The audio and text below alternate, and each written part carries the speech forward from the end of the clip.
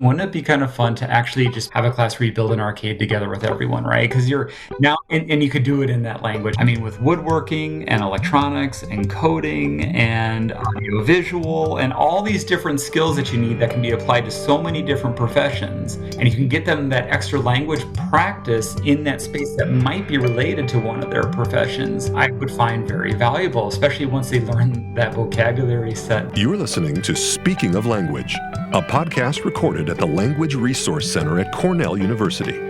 Each week, we explore a topic related to language pedagogy and second language acquisition. This week on Speaking of Language, Don Vosburg joins us from Carleton College in Minnesota to discuss all things gamification and language learning through gaming. Welcome to a new episode of Speaking of Language. I'm Angelica Kramer, the director of the Language Resource Center at Cornell University. And I'm Sam Lupowitz, the LRC's media manager. We have Don Vosburg in the studio with us today. Dr. Vosburg is an academic technologist of learning innovation at Carleton College in Minnesota, where he previously served as the Language Center director. Today, we will talk about gaming as a learning tool. Welcome to Speaking of Language, Don. Thanks for having me. So, Don, to get us started here, can you please briefly introduce yourself and tell us a little bit more about your own background and path with languages? Sure. It's a long path, actually. I didn't really start learning a second language and get interested into that until I was about 25. I started university later in life, I suppose, compared to at least some people. And I didn't speak any other languages, and I was actually a biochemist. That's what I was going to go into when I started. But I also wanted to live abroad. I have no idea why I wanted to do that. I didn't speak any other languages, and so I felt nervous going anywhere other than an English-speaking country, so I ended up in Ireland. And as part of my classes there, I took Irish for fun. Oh, wow. And that just sort of kicked everything off. And ever since then, I started getting more interested in the languages and cultures. I dropped the biochem major and ended up getting a German degree. Sehr schön. There you go. With the linguistics minor. And then that just kind of snowballed from there. Nice. I like it. So one of your areas of interest that we're excited to talk about today is the use of video games as a language learning tool. Please tell us more about the gaming SLA genre and the benefits and hindrances of gaming for language learners. Sure. Well, my own personal background in this really starts on my own sort of anxiety levels with trying to speak another language in front of other people. And while taking classes sort of set the foundation, some of the basic conversational skills that I needed, I wasn't really advancing too much until I started finding my own communities of practices, right? So in this case, for me, it ended up being volleyball. I played a lot of volleyball, and I did that when I was in Austria for a bit. And then also video gaming, which is where I originally got sort of this idea to work on this project when I was in Ireland. And it was sort of through doing these focus on, not necessarily the games, but I guess it's focusing on the games. You're focusing on a goal. It's goal-directed activity.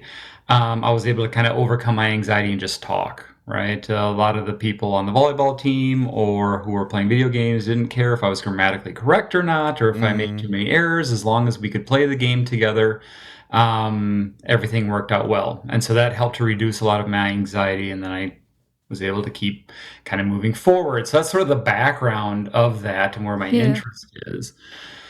From there, of course, in terms of the general use of video games in language learning, there's sort of a couple different categories, and we can always talk more about this later, but there's digital game-based learning, which is sort of a big umbrella term that covers a lot of different types, but these are usually serious games or edutainment or edu games, so games that are often created specifically for a learning purpose. And then there's a sort of another category of commercial off-the-shelf games, which are made mostly for entertainment and fun to begin with, and then some people try to, in my case, sort of back channel learning through that, right? Sort of sneak it in there. Um, so I was really just focused on things that were fun, motivational, like my own experience with playing volleyball or video games in this context. So a little bit more about the background that kind of leads into some of the benefits before we jump in there. They work well because of this idea of fun and play and engagement, right? You stay engaged with things that are fun, and they help keep you sort of long-term engaged, right? Most of the time with these commercial off-the-shelf games, people don't play them for an hour or two and put them away unless they really hate the game. A lot of times they'll keep coming back and play for hours and hours, weeks and weeks, months and Mm-hmm. months, and sometimes years upon years.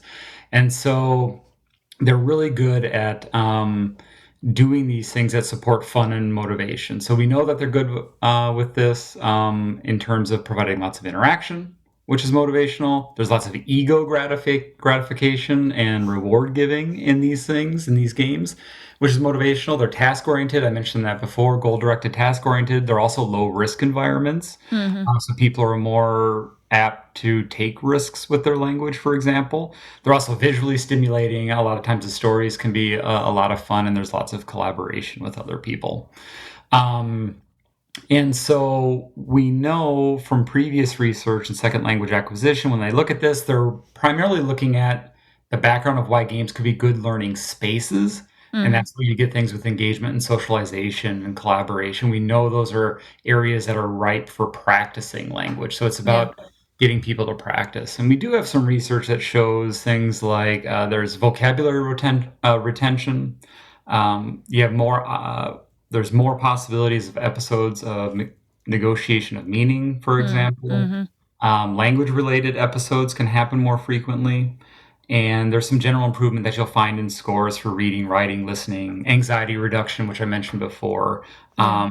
You can find a lot of those things with game related studies. There, of course, are some not so good things that I would label in there, and it's mostly about things that might hinder your ability to even want to stay playing in the games themselves. And I'm thinking along the lines of they're not for everyone, right? Not Mm, everyone has sure. an interest in games. On the flip side of that, some people get addicted to them. There Hmm. is that particular aspect of it and what comes with it. Of course, it's not always an equitable solution. Not everyone Mm, has internet access. Not everyone has money to pay for a computer system that might play some of these games, although that barrier is getting lower, but some are also behind monthly subscriptions. yeah. There's also social issues and things around hate and harassment that follow Mm, people into the games, right? Especially these large social collaborative games, which is mostly my background. I know in 2021, they might have updated this, but the Anti-Defamation League had a survey around this. mm, They estimate about 97 million adults play online games wow. around that time. And while about 99% or so experience positive social engagement with people, they did say about 5 out of 6 people experienced harassment, Wow. the adult group. And for younger people, roughly 13 to 17, about 3/5 of them experienced some sort of harassment. Huh. 8% of adults reported that they were exposed to discussion around white supremacist ideology, for Huh. example. Wow. 10% of young people experience the same thing.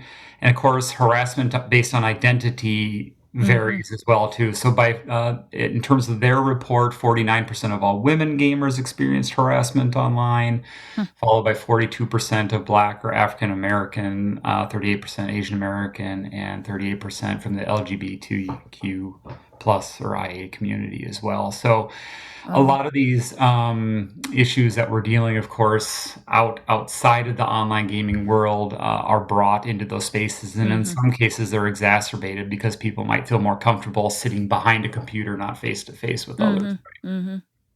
And of course, if I'm looking at something like engagement and long-term engagement to sneak in language, people have to stay engaged and play. And of course, if Hmm. it's not a healthy environment to be in, Yeah. you're not Sure. going to want to be there. No one Sure. is. Yeah. Huh. So, Don, you've researched how massively multiplayer online game environments, specifically World of Warcraft, can be beneficial for language learners. Tell us more about your research and what you found.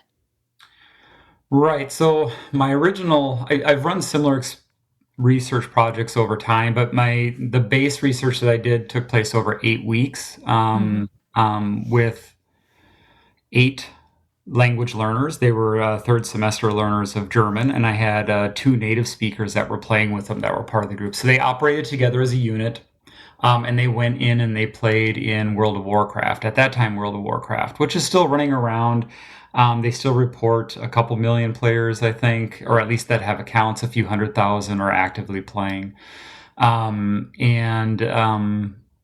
we had them play twice a week for about an hour and a half each time, and they Hmm. actually often played more frequently than that. So Hmm. Hmm. this was something that was offered through their course. They could do that or other speaking activities. I Hmm. think we had almost 50 students between the two courses. I believe there was 48 and 44, I think it was, out of the 50, almost 50 wanted to play instead of doing the other activities. So again, Hmm. tapping into this idea of Hmm. engagement and wanting to do this. So they played. We recorded all the sessions. We then transcribed all the sessions. Oh boy. Yeah, it was a lot of fun and excitement for many, many weeks. Uh-huh. We did some part of speech tagging to look at a few things and everything else that might go with it.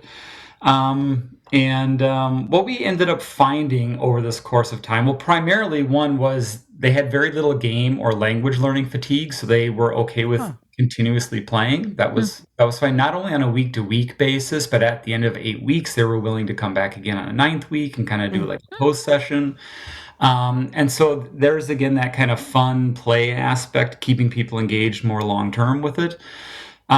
We did find that the amount of words that they spoke per week, as well as their accuracy, fluctuated on a week to week basis, as you might expect. So it's not this nice steady growth. They don't Mm. continuously get better or speak more. It's up and down due to a variety of factors, which we can talk about in a minute.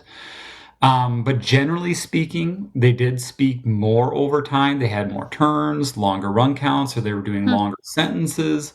They relied less on English over time. So even the students who didn't speak a lot in general and their levels stayed relatively the same, when they did speak, they tended to use German more instead of English. Mm. And so there was more reliance, I guess, on German. Hmm. We found a few other neat little things. You know, they were better on their subject verb agreement, right? They were better on the finite verb placement in Hmm. sentences over time. It wasn't drastic gains or anything like that, but they did show some steady improvement there. They retained some important vocabulary that they learned in the first 3 or so weeks.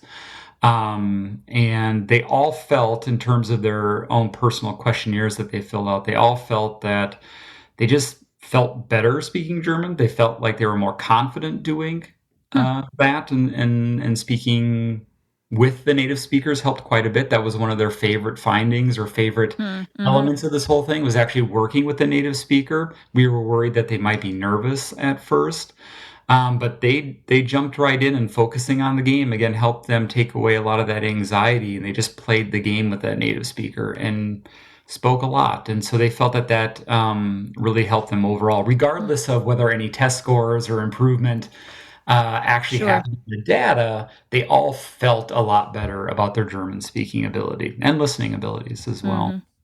Hmm. Yeah, boosting motivation, right? And interest. Yeah. That's wonderful. Yeah. Do you see a space for gaming in the language classroom rather than as an extension of the classroom? Yeah, that's a good question. So, you know, I do see gaming and gamification, if people are trying to just bring general gamification into the classroom, Mm. work in different ways. And students often, when they're exposed to that, they usually report, you know, a preference for learning that way. It's better than doing Hmm. worksheets or drill and drill or Mhm. different types of exercises. Yeah. And we have some evidence that it point that that works out. But what I don't often hear is, again, this long-term engagement. And not speaking for everyone, of course, but from the students that I've talked to, uh, usually, again, when things are built for learning, they often do it. They find it more fun than the typical exercises, but they never go back to it. So it's either a one and done, or they do it a couple of times for class, but there's not that I'm going to go home now and do it again, and I'm going to do it over hours or Hmm. weeks, Yeah. right? And that's that little part that I'm trying to tap into, to get that additional practice that we just often don't get in the language classroom, right? We do get some speaking opportunities, but not that multiple hours over many, many Hmm. weeks, over many years. And so I'm trying to find ways to access that. Well, and I think Um, if it simply extends the time that students engage with the target language, that in and of itself is a win, right?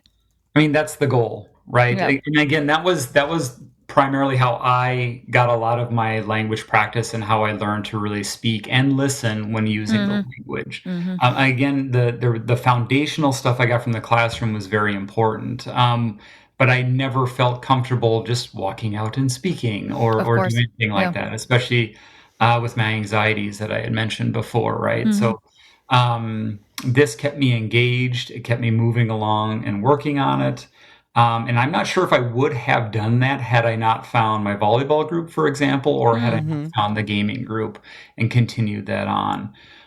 That was my way of exploring the language. I was never a literature person in terms of getting really in depth with the texts and reading Yeah. about those things. I needed something else. I needed some other gateway to keep going. Yeah. Yeah. Very cool. So, if our listeners are interested in exploring gaming as a tool, where would you suggest they start? Well, I sort of break this down into two categories. There's some really good stuff out there as just to why games are good as a learning tool in general, and I think that's always a good place to start at. So, and I'm in particular, I'm thinking about Mark Prensky as an author that's good to look up. Kurt Mhm. Squire, James G, which most people would probably know in this grouping, and they'll talk a lot about the principles and foundations of games and why they make good learning environments in general. And if we're looking specifically more at second language acquisition, a name that comes right to mind, at least for me, is a person by the name of Mark Peterson. He wrote a good book called Computer Games and Language Learning, real straightforward. Mhm. It's from 2013, but it has a nice survey of all the previous research and where you can kind of start and then go to the references after you've read that and find out some more research. He has some more updated stuff too. There's digital simulation games and call is one that came out. It's an article that came out not that long ago, and digital games and language learning came out in 2021. That's also a textbook. Mhm. Great. So, speaking of why games are good learning environments, you recently built an arcade completely from scratch. That, in and of itself, is quite amazing and impressive. Yeah. You also mentioned back channel learning earlier. So, are you integrating opportunities for language learning while gaming on your arcade? Do you game on an arcade? I At do. an arcade? With an arcade? Amongst an Prepositions are arcade. Yeah, so underneath an hard. arcade. Um, I do gaming at an arcade, but I haven't really thought about the arcade in and of itself as a specific tool for this, although it certainly could be. I mean, I watch my Yeah. kids, so I have a 6 and a 4-year-old, and they play Mario. My 6-year-old plays original Mario Brothers pretty well. Cool. My 6 and 4-year-old can also play Bubble Bobble pretty well. Love it. And it's interesting watching them because as soon as they sit there, this idea of engagement, collaboration, Mhm. and being social with each other. I mean, it's immediate helping each other out, giving directions, talking about things. Of course, they yell at each other too when someone doesn't capture the creature and jump on its bubble. Uh, Rightly so. I Right? mean, that Yeah, it's is very upsetting. frustrating. Uh, And so you can see again some application, right? Just that enjoyment and playing and engagement. They can, of course, play for hours on end if I were to let them. They are on a time limit, of course. Um, but I was also thinking a little bit about this too, and thinking about classes almost outside the box, and again about how I learned not doing literature or film courses. I always was interested in other activities and how I can apply language in those outside environments. And I was thinking, wouldn't it be kind of fun to actually just have a class where you build an arcade together with everyone, right? Because you're mhm. now, and you could do it in that language. Now, it might be hard to do depending on your class size and who you can get involved. But I mean, with woodworking and electronics and coding and Yep. audio visual and all these different skills that you need that can be applied to so many different professions, and you can get them that extra language practice in that Mhm. space that might be related to one of their professions, I Mhm. would find very valuable, especially once they learn that vocabulary set with that. And they can apply that into, if they're doing a job interview, maybe they want to work in Germany as a coder and they've spent time Yep. working on building games, right? They might have some of that language background to help them out in that interview, instead of maybe never practicing that and getting caught having it on your CV.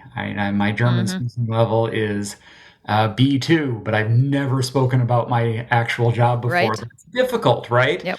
Anyone who's never it doesn't matter what your level is, if you've never used the vocab set, Yep. for that very specific thing, it really throws you off. Mm-hmm.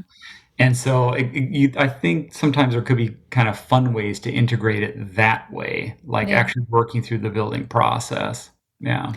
Yeah, I've always dreamed of having a makerspace that's attached to our language center where students can do exactly that. Mhm. Work with somebody on Right. something, creating something, but talking through all the steps, or even having like little instruction sheets in different languages. And I mean, it can be as simple as folding origami, right? To as complex as creating an arcade from scratch. Right. Yeah. That's my dream. And wouldn't it be fun too to, bring in experts, Mm-hmm. in whatever it might be in that relationship. And they could be, language, whoever speaks the language that you're trying to learn, right? It could be a person from Yeah. that target language, but maybe not. You could work across campus and find others just to, help build that course, but do part of it in that language too. Mm-hmm. It would be kind of fun. Makerspace, years ago, I don't know if they still do it. Wasn't it Rhodes College did yoga in German? Mm-hmm. Mm-hmm. I think at Yep. the Language Center, right? Yep. So there's all these nice, fun spaces or third spaces, not the classroom, not some sort of Yeah. semi-formal learning space, or maybe a Yep. semi-formal learning space like a language center, where you can still practice and engage in that thing that Mm-hmm. you're learning. I think, yeah, that would be great. Yeah, we did a project a while ago with an undergraduate student who was interested in cooking and seeing if the steps of following a recipe and cooking alongside a professional chef, if that helps you retain that vocabulary better. And we worked in a university kitchen, and a university chef was giving us instructions in Italian. And that was a fun and quite delicious project, Oh. too. And students did retain vocabulary better based on having followed the steps of, cutting and chopping and sautéing and whatevering, than students who Yeah. just learned it based on a vocabulary list. It really creates a strong anchor point, and I Mhm. have found that for a lot of gaming when I'm doing it and interacting Mhm. with others, because there's more at stake too, right? When you're Yeah. whether it's gaming or if you're trying to cook and make it taste, hopefully well, Yeah. that you get things correct, right, when you're doing that, or Yeah. vocabulary sticks with me through either activity, or embarrassment. That's, That's if I do something really embarrassing, I can usually laugh at myself, but I remember that. It Mhm. stays right there. And then I tend to remember stuff really well when I'm doing it in an activity that I care about or have some interest in. Yeah, I had a situation in Austria when I was first learning German, and I went to the meat counter, the Metzgerei there, and I was gonna order. The only word I knew from the counter for I can remember from my textbook was Aufschnitt, right? Mhm. And in my anxiety and my panic, I asked for Ausschnitt, which doesn't really work so well at the meat counter. So, and now that stays in my head. So, Yeah, absolutely, and we speak invite German, you figure that one out. yeah, we invite all of our listeners to Google Translate both of those words right now. I'll do it after, Yes. Oh, so that yeah. I'll get the joke later. That's an Yes, interesting you thing will. with AI stuff. Is I don't know if I've said this before to you, but like I do feel like language faculty should kind of almost be at the forefront of a lot of this because they've been fighting Google Translate since 2006. True. And and it's sort of back and forth, right? Because on the one hand, you have people that learned how to work with it, so I think they might be better equipped with tools to deal with new things that are coming out right now. But then you have those that avoided it for the Mhm. last Mhm. like 17 years or whatever. Like I said, it Yeah. hasn't been that long, however long it's been out. And then they're still sitting here with no tools really other than to say, just ban it, just ban it.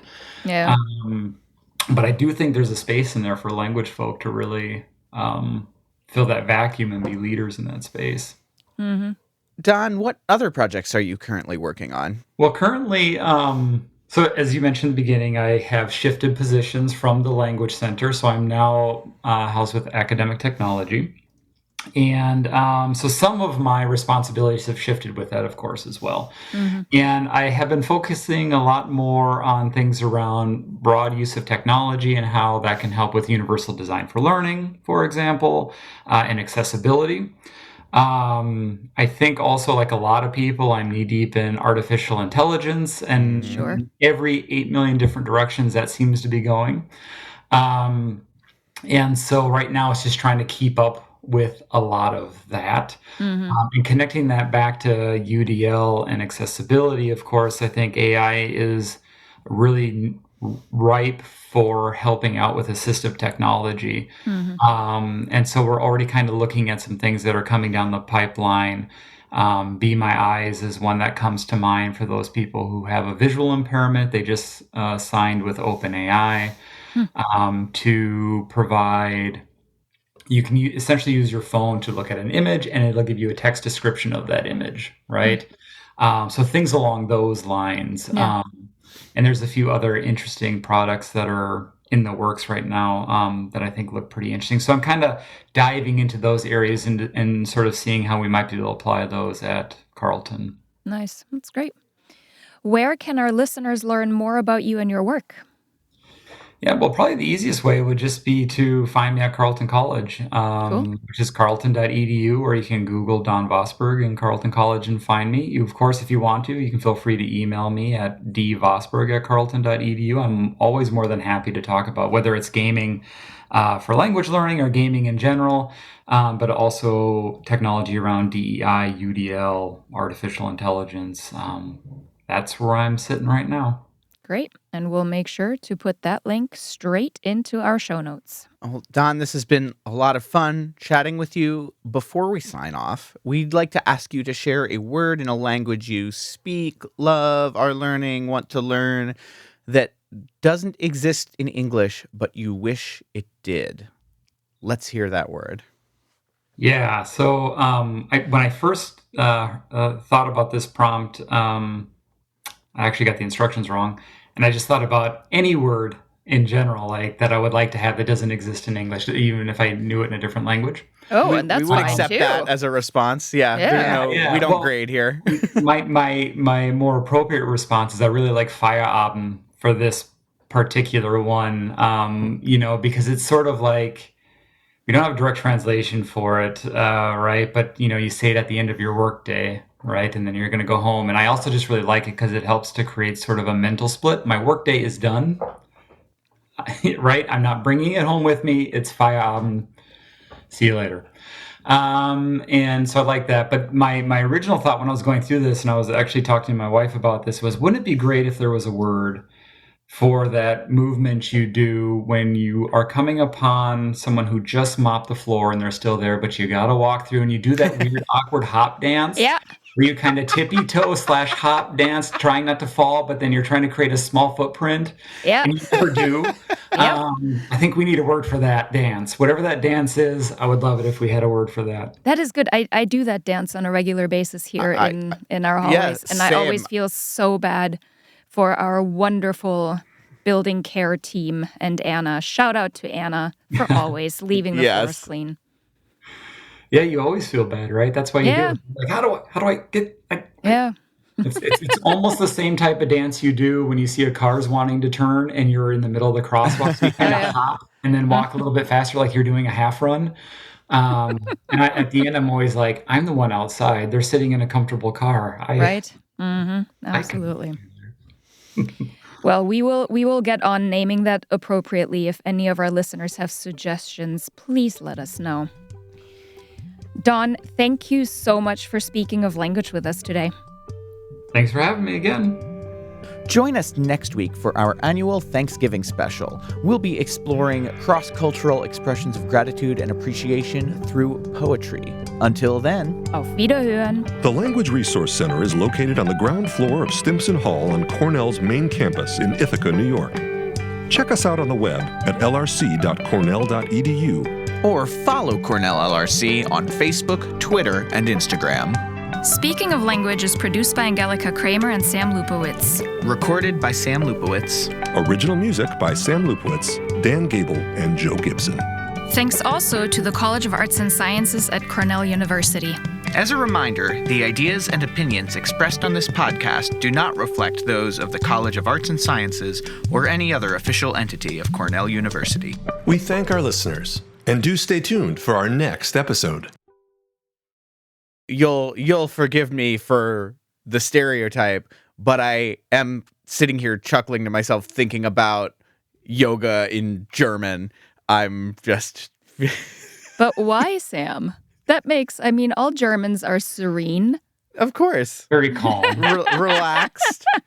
Low key. Yeah. Yes. That's my experience, certainly. Certainly with you, Angelica. All right. Where were we? Don, what other projects? Oh, man, I'm laughing too. I just imagine you yelling like, I am in Downward Dog. Yeah, exactly. I had the best advice. I had to see some kind of stupid physical therapist today for a wrist problem that I have. And the most amazing advice I've ever gotten from a doctor was, do not do push-ups and do not do planks. So there. So no downward dog for me. Right there. And Can't do it. No planking. Like Nope. It's no more partying like it's 2013 around here. I congratulated him on giving me this advice. I'm like, I will fully take this to heart, and I will succeed 100% at this order. See, that's where you need it should be like krankgeschrieben, right? Yep. And Oh, yeah. You're like, nope, here's my note. And here's my doctor's note. know. I can't do this ever. I know.